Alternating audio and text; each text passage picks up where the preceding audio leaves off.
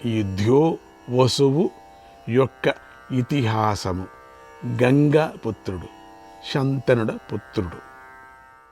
వసువు ధ్యో అనే వసువు. ఆ ఇతిహాసమే మహాభారతము. 100వ అధ్యాయం. ఈ శంతన మహారాజు బుద్ధిమంతుడు. ఆయనను దేవతలు, రాజర్షులు సత్కరిస్తున్నారు, గౌరవిస్తున్నారు. మాట తప్పనివాడు అని లోకంలో ఆయన కీర్తిని పొందాడు. ఆయనలో దమము, దానగుణం, ఓర్పు, బుద్ధి, బిడియం, ధైర్యము, ఉత్తమ తేజస్సు అనే సద్గుణాలున్నాయి. ఆయన భరత వంశానికి సమస్త ప్రజలకు రక్షకుడై ఉన్నాడు. ఉత్తమ రాజుల లక్షణాలు కలిగి ఉన్నాడు. ప్రజలు ఆయన్ను చూసి అర్థకామాల కన్నా ధర్మమే ఉన్నతమైనది, శ్రేష్టమైనది అని నిశ్చయించుకునేవారు. సద్గుణాల్లో ఆయనకు సాటి అయిన రాజు లేడు. రాజులందరూ కలిసి ఆ శంతనుడిని రాజుగా వేడుకున్నారు, అంటే చక్రవర్తిగా చేసుకున్నారు. శంతనుడి పాలనలో ఎవరికి శోకం, భయం, బాధ, ఏ శోకం కానీ భయం కానీ ఏదీ లేవు. అందరూ సుఖంగా పడుకొని సుఖంగా మేల్కొనేవారు. శాంతనుడి పరిపాలనలో రాజులు తమంతాముగానే యజ్ఞాలు, దానాలు శ్రద్ధతో చేసేవారు. అన్ని వర్ణాల వారు ధర్మమే ప్రధానమైందని భావించారు. అది రామరాజ్యానికన్నా ఎక్కువగా ఉండిందని చెప్పుకోవచ్చు. క్షత్రియులు బ్రాహ్మణులను సేవించేవారు. వైశ్యులు క్షత్రియులను, శూద్రులు ఈ 3 వర్ణాల వారిని సేవించేవారు. అందరూ శాస్త్ర ప్రకారంగా నడుచుకునేవారు. శంతనుడు హస్తినాపురాన్ని రాజధానిగా చేసుకుని సముద్రం వరకు వ్యాపించి ఉన్నటువంటి భూమినంతా పాలించాడు. రాగద్వేషాలు లేనివాడే ఉన్నాడు. ఇంద్రుడితో సమానంగా ఉన్నాడు. చంద్రుడిలాగా చల్లగా చూడముచ్చటగా ఉన్నాడు. తేజస్సుతో సూర్యుడిగాను, వేగంలో వాయువుగాను, కోపంలో యముడిగాను, ఓర్పుతో భూమితో సమానంగాను ఉన్నాడు. ఆయన పాలనలో పశువులు, జంతువులు, పక్షులు హింసించి చంపేవారే లేరు. అందరూ బ్రహ్మజ్ఞానానికి, ధర్మానికి ప్రాధాన్యత ఇచ్చేటువంటి వాళ్ళు ఆ సమయంలో. ఆయన పాలనలో ఆయన కర్మలను దేవయజ్ఞము, ఋషియజ్ఞము, పితృయజ్ఞాల కోసమే చేసేవాడు. సమస్త భూత కోటికి తండ్రిలాగా ఉండేవాడు. శ్రిత వాగ్ భవత్ సత్యం దాన ధర్మాశ్రితం మనః. ఆయన పాలనలో మాట సత్యాన్ని, మనస్సు దాన ధర్మాలను ఆశ్రయించున్నాయి. మాట ఎప్పుడు సత్యము, మనస్సు దాన ధర్మాల మీద ఇది ఉండాల. 36 సంవత్సరాల వరకు స్త్రీలపై ఆసక్తిని పొందకుండా వనాల్లో ఉన్నాడు. ఆయనకు వసువు అవతారమైనటువంటి గాంగేయుడు దేవవ్రతుడనే పేరుతో కుమారుడయ్యాడు. దేవవ్రతుడు మహావీరుడు. గంగాదేవి తీసుకొని వెళ్ళిన నాటి నుంచి అతడు అన్ని విద్యల్లోనూ అరితేరాడు. సకల శాస్త్ర కోవిదుడయ్యాడు. అస్త్రశస్త్ర విద్యల్లోనూ శాస్త్ర విద్యల్లోనూ నిష్ణాతుడయ్యాడు. ఒకనాడు శంతనుడు వేటకు వెళ్ళి ఒక క్రూర మృగాన్ని హతమార్చి గంగా తీరానికి వచ్చాడు. అప్పుడు నిండుగా ప్రవహించే గంగలో కొంచెమే నీరుంది. ఆ గంగను చూసి శంతనుడు ఆశ్చర్యపోయాడు. ఆలోచనలో పడ్డాడు. ఏంటి దీనికి కారణం? దీనికి కారణం తెలుసుకోవాలని ముందుకు వెళ్ళాడు. ఒకచోట ఒక అందమైన యువకుడు ఇంద్రుడిలాగా వెలిగిపోతూ దివ్య వస్త్రాలు కట్టుకున్నాడు. దివ్య వస్త్రాలతో వెలిగిపోతున్నాడు. దివ్యాస్త్రాలను ప్రయోగించి గంగా ప్రవాహాన్ని ఆపటాన్ని చూశాడు. అది సామాన్యమైన పని కాదు కదా, అలౌకికమైన పని. ఆ పని చేసిన యువకుడిని, అతడి చేష్టను చూసి శంతనుడికి నోట మాట రాలేదు. విపరీతంగా ఆశ్చర్యపోయాడు. అతడే దేవవ్రతుడు. అతన్ని శంతనుడు పసికందుగా చూశాడు. అందుచేత గుర్తుపట్టలేకపోయాడు. గంగమ్మ తల్లి పెంచింది కదా శంతనుడు. అలా మోహపరవశుడై చూస్తూ ఉండగానే ఆ యువకుడు అంతర్ధానమైపోయాడు. శంతనుడికి సందేహం కలిగి గంగను పిలిచి, గంగా, నా పుత్రుణ్ణి చూపించు అని అడిగాడు.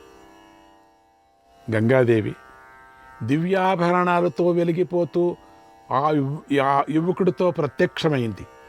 శంతనుడు గంగాదేవిని కూడా గుర్తించలేకపోయాడు. గంగ అంటుంది, ఓ మహారాజా, ఇతడే మన 8వ బిడ్డ. నేను ఇతడిని పెంచి పెద్ద చేశాను. ఇక నీతో తీసుకొని వెళ్ళు. వశిష్ఠ మహర్షి వల్ల వేదాంగాలను నేర్చుకున్నాడు. అస్త్ర విద్య పండితుడయ్యాడు.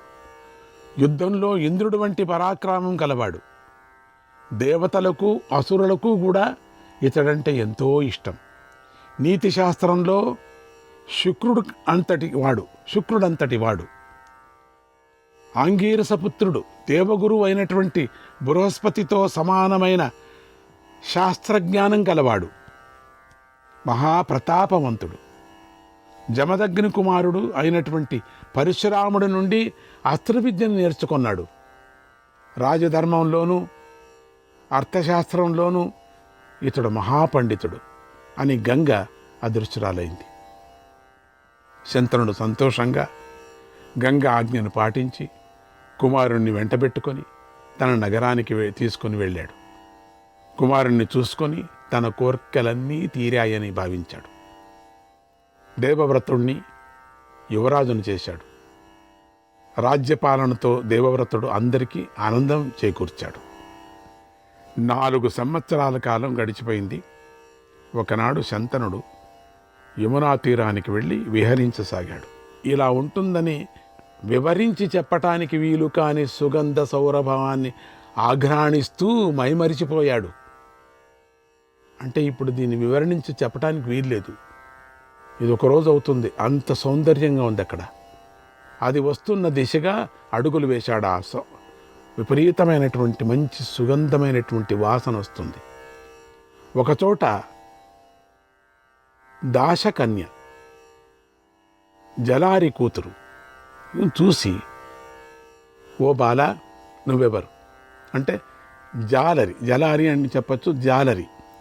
జాలరి కూతురు అంటే ఈ చేపలు అంత పడతారు కదా చేపలు వాళ్ళు. అది చూసి, ఓ బాల, నువ్వెవరు, ఎవరు కుమార్తెవు, ఏం చేస్తూ ఉంటావు అని అడిగాడు. ఆమె, రాజా, నేను దాసకన్యను. నా తండ్రి దాసరాజు. ఆయన నావ నడుపుతున్నాను అంది. ఆదేశం అంటే ఆ దేశానికి మా నాన్నగారు రాజు, మా నాన్న ఆదేశాన్ని పాటించి నేను నావ నడుపుతున్నాను. శాంతనుడు ఆ గంధవతిని, రూపవతిని తనదానిగా చేసుకోవాలనుకున్నాడు. ఆమెను చూసి మోహించాడు. వెంటనే దాశరాజు దగ్గరికి వెళ్ళి నీ కూతురును వరించాను అని చెప్పాడు. దాశరాజు శాంతనుడితో, శుభం ఓ రాజా, చిన్ననాటి నుంచే ఈమెను ఒక మహాపురుషుడికిచ్చి పెళ్లి చేయాలనుకుంటూనే ఉన్నాను. సరైన వాళ్ళు దొరకలేదు, ఇప్పుడు దొరికావు. అయితే నా మనస్సులో ఒక కోరిక కూడా ఉంది. దాన్ని తీరిస్తే ఈమెను మీరు భార్యగా పొందవచ్చు. మీకంటే మంచి వరుడు నాకు ఎక్కడా లభించడు. నా కోరికను తీరుస్తారా అన్నాడు. శంతనుడు, ఓ దాస, ముందు నీ కోరిక ఏమిటో చెప్పు. దాని యోగ్యతాలు నిర్ణయించుకున్న తర్వాతే నీకు మాటిస్తానన్నాడు. దాసరాజు, మహారాజా, ఈమె కుమారుడే నీ తరువాత రాజ్యానికి రాజు కావాలి, సర్వాధికారి కావాలి, ఇదే నా కోరిక అన్నాడు. శంతనుడు తీవ్రమైనటువంటి కామాగ్నితో బాధపడుతున్నా కూడా అందుకు ఒప్పుకోలేదు శాంతనుడు. దాశరాజుకు వరం ఇవ్వటానికి ఇష్టపడలేదు. దాసకన్యనే తలుచుకుంటూ హస్తినాపురానికి వెళ్ళిపోయాడు. మాట ఇవ్వలేదు, కానీ దాన్ని మరచిపోలేదు. రోజులు గడుస్తున్నాయి. శాంతనుడు కామ వ్యథతో బాధపడుతున్నాడు. ఆయన మనస్సు దాసకన్య మీదే ఉంది. ఒకనాడు దేవవ్రతుడు ఆయన వద్దకు వచ్చి రాజుగారి పరధ్యాసనంతా గమనించాడు. చూపులు ఎక్కడో ఉండటాన్ని, మనస్సు ఎక్కడో ఉండటాన్ని చూశాడు. సరిగా తినటం లేదు, సరిగా పడుకోవటం లేదు. అప్పుడు శంతనుడితో, మహారాజా, మీకు శుభం జరుగుతుంది. ఎందుకంటే యువరాజుగా ఉన్నాడు కదా, జవాబుదారీ. శుభం జరుగుతుంది. రాజులందరూ మీకు విధేయులై ఉన్నారు, మీ ఆజ్ఞను పాటిస్తున్నారు. ఈ భూమి మీద మీకు లభించిన భోగం చేకూరని సౌభాగ్యమే లేదు. అయినా మీరెందుకు విచారంలో ఉన్నారు? నాతో ఎందుకు మాట్లాడటం లేదు? ఎందుకు మౌనంగా ఉంటున్నారు? ఎందుకు మీలో మీరే కుమిలిపోతున్నారు? ఎందుకు కృషించిపోతున్నారు? దుఃఖం పంచుకోవటానికి నేనున్నాను కదా, నాతో ఎందుకు మీరు చెప్పరు? నా మీద మీకు ఇష్టం లేదా? నా మీద నమ్మకం లేదా? ఎంతమంది రాజులని మిమ్మల్ని చూసి నమ్ముతున్నారు. మీరంటే ప్రాణం కదా, ఎవరితో అయినా చెప్పుకోవచ్చు కదా, నాతో ఎందుకు చెప్పుకోకూడదు? మీ హృదయాన్ని బాధిస్తున్న విషయం ఏమిటో చెప్పండి. దానికి తగిన ప్రతీకారం నేను చేస్తాను. ప్రతీకారం చేసి మీ బాధను పోగొడతానన్నాడు. శాంతనుడు, నాయనా, ఈ పూర్వ వంశంలో నాకు నువ్వు ఒక్కడవే పుత్రుడు. ఎప్పుడూ అస్త్రశస్త్రాలను అభ్యసించటంతోనే గడుపుతున్నావు. పౌరుషంగా ఉండటం కోసమే ప్రయత్నిస్తున్నావు. నేను ఈ లోకాన్ని అనిత్యాలనే భావనతో చింతిస్తున్నాను. ఒక్కగానొక్క కుమారుడైన నీకేదైనా ఆపద కలిగితే మన వంశమే ఉండదు కదా, అందుచేత గత్యంతరమేమో ఏమిటా అని ఆలోచిస్తున్నాను అని ఇండైరెక్ట్గా, తిరుగుమురుగగా, వేరే విధంగా మాట్లాడుతున్నాడు. దాన్ని సరిగ్గా చెప్పుకోకుండా. నా బాధను నువ్వే నివారిస్తావు అనే విధంగా ఒకటి, మరి నీకేమన్నా అయితే నేనేమైపోదును అని ఒకటి, ఇట్లా చెప్తున్నాడు. నువ్వు ఒక్కడవే ఉండేది నాకు, అది 100 మంది పుత్రుల కన్నా నువ్వు గొప్పవాడివి. కానీ ఏ క్షణంలో ఆపద సంభవించినా ఈ భరత వంశం నీతో ఆగిపోతుంది. ఒకడే కొడుకు. మిగతా రాజులు 2-3 పెండి చేసుకొని చాలామంది పిల్లల కన్నా మనం పేర్లో పెట్టుకున్నాం మనం కదా. మరి ఇదేమిటి? శాంతనుడి దగ్గరికి వస్తే ఒకే కొడుకు అయిపోయాడు. పైగా పెండ్లి కూడా చేసుకోలేదు పాపం శాంతనుడు. ఒకే పెండ్లి గంగతో 8 మంది పుట్టారు, పిల్లలు గోయింది అయిపోయారు, గంగలో కలిపారు. మరి ఏంటో తెలియదు. అందుకని ఇట్లా చెప్తున్నాడు, నేను మళ్ళీ పెళ్లి చేసుకోవాలనుకోవటం లేదు. మళ్ళీ ఇది వేరే. కానీ వంశాభివృద్ధి కోసం, వంశాలకు లోటు కాకుండా ఉండటం కోసం పెళ్లి చేసుకోవాలనుకుంటున్నాను. ఒక్కడే కొడుకు కలవాడిని సంతానహీనుడు అని పండితులు అంటారు. ఇప్పుడు శాస్త్రం అంతా వచ్చింది వీడికి, తన పని కావాలి కదా. అందుచేత ఒకే కన్ను, ఒకే కొడుకు, ఒకే ఊరు, ఒకే రాజ్యము, ఒకే భార్య, ఒకే కొడుకు ఉన్నా లేనట్లే లెక్క. ఆహా, చక్షుర్నాశే తనోర్నాశ, పుత్రనాశే కులక్షయ. అబ్బా, ఏమి శాస్త్రం చెప్పాడు. కన్ను పోతే శరీరం పోతుంది, కన్ను పోతే శరీరం పోతుంది, కొడుకు పోతే వంశమే పోతుంది. 3 వేదాలు, అగ్నిహోత్రం, శిష్య ప్రశిష్యులతో నడుస్తున్నటువంటి విద్యావంశం, ఈ 3 కూడా కొడుకులో 16వ వంతు కూడా సాటి రావు. సంతానం యొక్క ఘనత కేవలం మనుష్యులలోనే కాదు, సర్వ ప్రాణుల్లోనూ ఉంటుంది. సంతానము, కర్మ, విద్య అనేది 3 జ్యోతులు. వీటిలో సంతానం ఉత్తమమైనది. అదిగాక మన రాజులంతా 10 మంది, 20 మంది, 100 మంది సంతానం కన్నవారే కదా నాయన. ఎప్పుడు లేనటువంటి వేదాంతము, ఎప్పుడు లేనటువంటి శాస్త్రం అడ్డం పెట్టి ఇండైరెక్ట్గా మాట్లాడి, అందుకని నేను పెళ్లి చేసుకోవాలనుకున్నాను అనేశాడు ఒకటే మాటతో. ఈ విషయంలో నాకు సందేహం లేదు. ఇంకేం సందేహం, తానే మాట్లాడలేదు, మా ఆయన ఏమీ మాట్లాడలేదు. మన హీరో గారు నిల్చో ఉన్నారు, అట్లే చూస్తూ ఉన్నారు. అంతా ఆయనే మాట్లాడుతున్నాడు, తండ్రి గారే మాట్లాడుతున్నారు. పైగా వేదాలు, పురాణాలు, దేవతలు అంగీకరించిన అభిప్రాయం కూడా ఇదే. అడిగాడు, ఏం అడగలే, తానే అంతా చెప్తున్నాడు. ఇది నా చింతకు గల కారణం. ఏమీ అర్థమైందే? ఇది ఆ రోజే చెప్పచ్చు కదా, ఇది ఏమిటిది కథ అనుకున్నాడు. నీకంతా స్పష్టంగా చెప్పాను. నువ్వు వీరుడవు, మాట పడని వాడువు, ఎప్పుడూ శస్త్రవిద్యను అభ్యసించటంలోనే కాలం గడుపుతున్నావు. యుద్ధంలో తప్ప నీకు మరొక విధంగా మృత్యువు సంభవించదు. నీకు ప్రమాదం సంభవిస్తే తర్వాత ఈ వంశం ఏమైపోతుందో అని దుఃఖిస్తున్నాను. తనకు ఆశ లేదు, ఏ విధమైన ఆశ లేదు. వంశం ఏమన్నా అయిపోతుందని దుఃఖిస్తున్నాను. నువ్వు వంశం మీద ఆశ పుట్టింది శంతనుడికి. ఈ వంశం ఇక్కడికే అది కాక నువ్వు యుద్ధంలో అంటే మాటి మాటికి ఏమంటున్నాడు, యుద్ధంలోనే ఉంటావు, యుద్ధంలోనే సస్తావు, యుద్ధమే నీకు, యుద్ధమే నీకు, యుద్ధమే నీకు. పెళ్లి సంగతే మాట్లాడు. కొడుకు అంత పెద్దవాడుగా నిల్చున్నాడు కదా, యువరాజుగా. తండ్రి పెళ్లి సంగతి మాట్లాడచ్చు కదా. ఏమైనా పెళ్లి చేసుకుంటావు, ఫోటోలు గిట్టోలు తెప్పిస్తానని చెప్పచ్చు కదా. ఒకటి చెప్పలే. జాతకాలు చూస్తున్నా ఈ రోజు నుంచి అని చెప్పచ్చు కదా. లేక ఎవరినన్ను ప్రేమిస్తున్నామని అడగచ్చు కదా. ఏదీ లేకోకుండా తన సంగతి చెప్పుకున్నాడు ఈ ముసలాడు. ఎప్పటికీ ముసలాడు అయినాడులేండి. ఈ వంశం ఏమైపోతుందో, అందుకని ఈ వంశం ఏమీ కాకూడదు కదా, ఈ వంశం నీతో ఆగకూడదు కదా అని అన్యాయంగా ఆలోచిస్తున్నా నేను.